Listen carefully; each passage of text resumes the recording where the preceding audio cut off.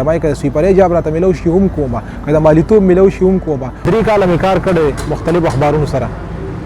په پېښور کې چې کوم اخبارونه دي سره مې کار کړی د پښتو اخبار چې دلته پېښور کې کوم دی هغې سره مې کار کړی هغه پرون دې څه وي هیر دې شو جوړ نن دې خبره څه بدله وکړه او یو شو د مینې 2 پاګل لیوني پاګل عمران ځان له پاګله وکړه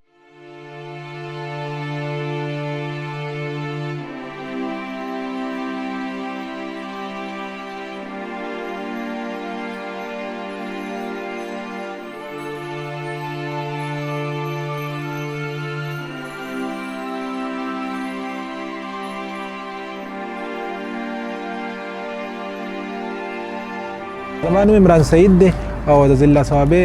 سوډیر کلي سره مې تعلق دی او د تیرو 25 کالو راسې په پېښور کې ژوند کوو او دومره تعلیم مې کړی چې بی اے مې کړی دی او د هغې نه بعد مې جرنالیزم ډپارټمنټ کې داخله اخیستو خو د مجبورۍ له کبله حالات داسې شو چې ما هغه ډپارټمنټ کې داخله پرېښوده او د کور ذمواريانې راته په غاړه باندې شوې نو په دې وجه باندې دلته کې لګیا یم کار کوم خو بس سهار چې راشو نو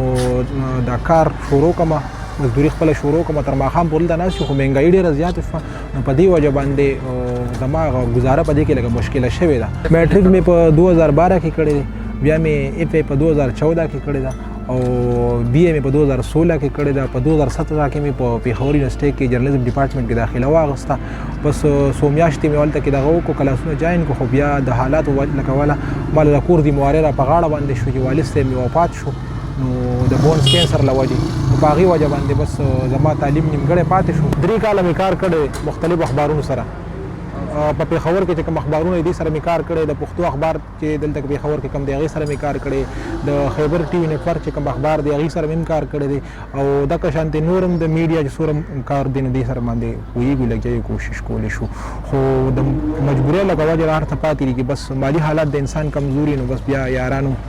پاتې او دوستانو پاتې او خپل خپلوانو پاتې اوس هم که ماته په جرنالیزم فیلډ کې څه موقع میلاویږي نو زه تیار یم زه یم چې زما د کور هغه چوله ورسره بله شي او زما یو روزګار روان شي چې کله روزګار شمه نو بس دلته کې لګیا یو خپله سټډي هم کوو او زه د پښتو شاعري هم کوم نثر هم لیکم او ډېر شاعري هم کوم اوس مې 2 کتابونه د شاعرۍ تیار دي خو دغه د مالي حالاتو له کبله هغه نشم چاپ کولی چې نو مهنګایي ډېره زیاته ده نو په دې وجه باندې زما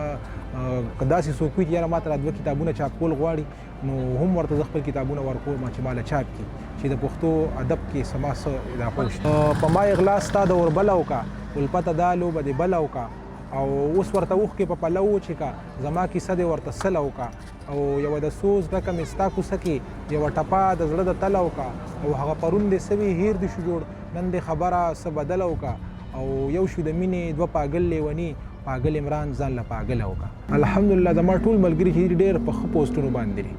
چې خو بس بدقسمتۍ لکه وجه چې موږ پکې دلته کې پاتې شو په دومره ګرانې کې مو تعلیم تر دې حده پورې راورسولو خو مجبورۍ ډېرې زیاتې وې د کور او د کور وروڼو خویندو کې مشر هم یم د کور ذموارۍ تر پلار نه پس را په غاړه شوي دي نو بس زما مالي حالت دې سره لږ خراب دی ډېر زیات د موچیتوب کار دلته کې کومه دا مې خانداني پیشه وه او دا باندې خپله مزدوري کوم خپل کور ساتم یاره زه چې کوشش وکړم او ښه مزدوري به کومه ورځ باندې وکړم په هغه ورځ زه 500 روپۍ پیدا کوم خو لکه ګراني ده او په 500 روپۍ باندې نن سبا حالاتو کې څه هم نه کېږي نو زما دلته کې سی پیک کې دلته ویکنسیانې راغلې وي داسې مختلف ډپارټمنټس چې څومره دی کې ویکنسیانې راغلې ما خپل ډاکومنټس جمع کړو خو ما ته تر اوسه پورې څه اپلای ونه شو اعلان کې دا به کې وشو چې ما به کې ته سویپر دپاره هم اپلای کړی ده ما یې که د سویپرۍ جاب راته میلو شي هم کوم که د مالیتوب میلو شي هم کوم اوس هغه مخکې ورځو کې دغه سی پیک یو ډپارټمنټ و هغې کې دغه راغلی و یو ویکنسي راغلی و د موچي دپاره چې موږ له موچي پکار دی هغې دپاره هم ما اپلای وکړه خو ما له تر اوسه پورې څه دغه میلو نه شو هر ډپارټمنټ کې